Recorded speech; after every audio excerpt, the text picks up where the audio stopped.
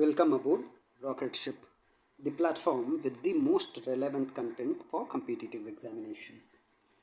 As part of our answer writing series for general studies papers of civil services main examination, we'll take up a question that you might encounter in GS paper 1. So, here goes the question. What do you understand by glass ceiling? Why do women in India have to face glass ceiling in various areas? The question needs you to define glass ceiling, and in the second part you have to mention the reasons why the glass ceiling exists for women.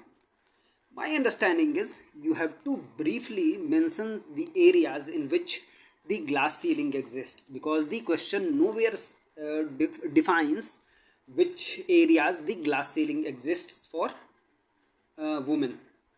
And also, to establish that the glass ceiling indeed exists, please cite some data, some statistics to as evidence that the glass ceiling indeed exists. So, we can straight away begin with defining glass ceiling. Glass ceiling is the metaphorical barrier that women and other deprived sections face in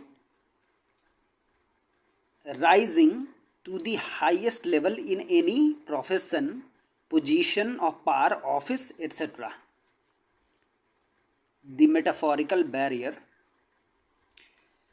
The barriers are psychological, cultural, institutional, and of such other nature.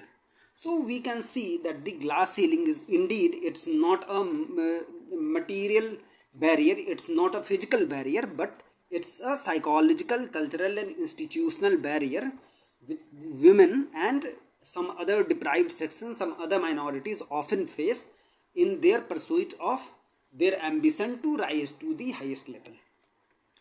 The glass ceiling may be both explicit and subtle. Sometimes the glass ceiling is well defined in the form that the organization, for an example, some dynastic political parties will never allow a woman to reach to the highest level. But most of the time it's subtle, that we might pay lip service to equality, to the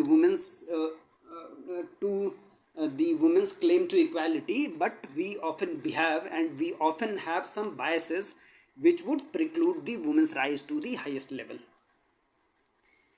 Again, now we will cite some statistics, some data, etc. Women in India indeed encounter glass ceiling in diverse endeavors. Even after 75 years since we attained independence, no woman has graced the position of Chief Justice of India, as is well known to you. At just 74, women form as low as 14% of the 18th Lok Sabha, which has been recently elected.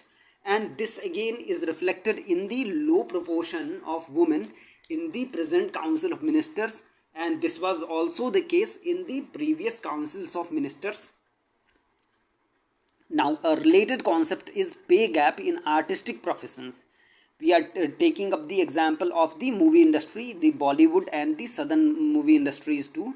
The movie industry has very few women superstars who command the same fee as male superstars. So we can say that the position of superstar in the movie industry is virtually reserved for males, which no woman can rise up to.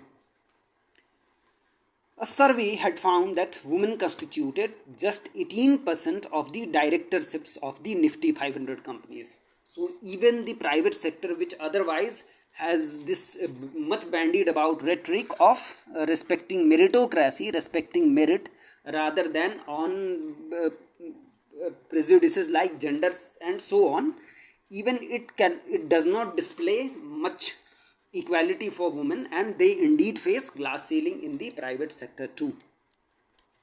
Now, there are many reasons why women encounter glass ceiling in both public and private sectors, as we have just seen. Some of these reasons can be seen in the adjoining graphic, which depicts some of these reasons. Some of these reasons are entrenched patriarchy, which often raises questions on women's abilities, and we also have some feudalistic mindsets which often uh, take form in various types of biases which lead to the woman's ascent restricted, so that she would not rise to the highest level. Some subconscious biases which undermine women. We often hold some subconscious biases like about the abilities of women and so on, which undermine the woman. Some gender stereotypes and societal expectations like women's suitability as caregivers. We often hold that the woman's main responsibility is in the home as as a mother, as a caregiver, and so on. So she does not uh, attain her full potential in the professional world. Institutional culture, for an example, lack of support systems. We often lack support systems which are tailored for the woman's need. For an example, there is not as serious mentorship for women as is available for men.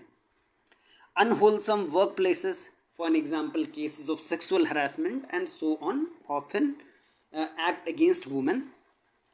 Now we will take up these points in detail.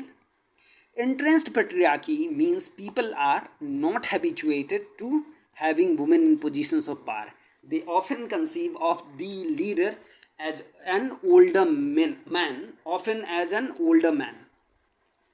Feudalistic mindsets often manifests in primogeniture. That is, for an example, most political dynasties are led by the eldest son. If you were to look all around, you would find that most of the political dynasties have this unwritten rule, unsaid rule, that only the eldest son would rise to the position of power, and the eldest daughter will not be afforded the same opportunity. Then subconscious biases which consider women less capable.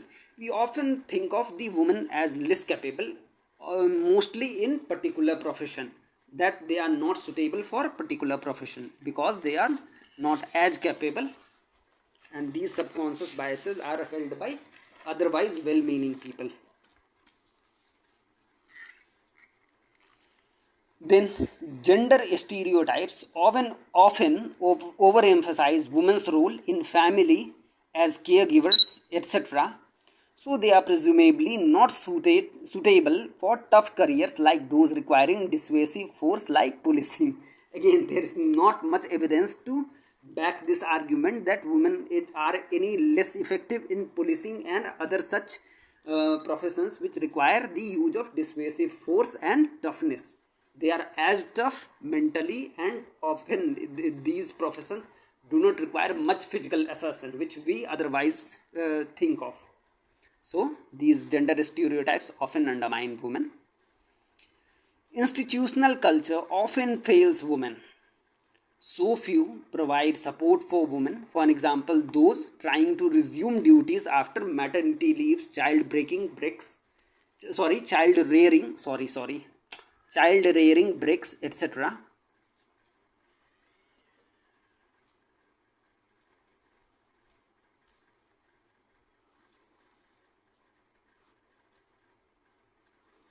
So few provide support for women resuming duties after maternity leaves, child rearing breaks, etc.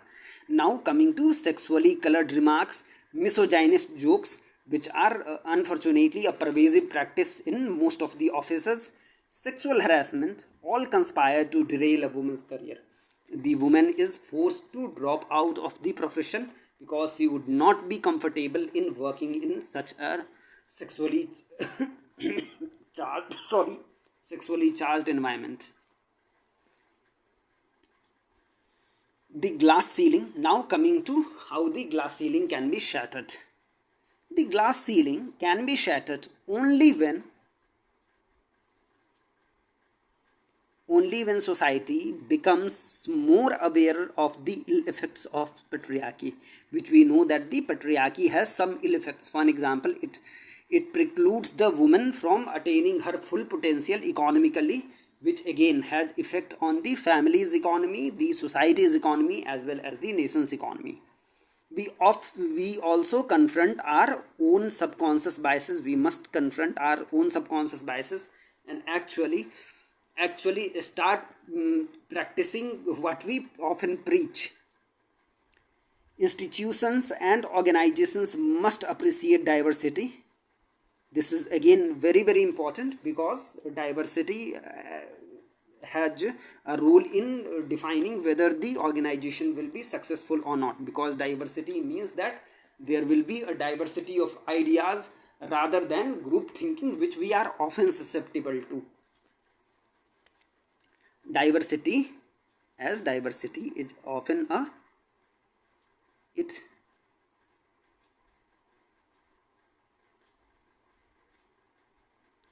diversity leads to better outcomes, because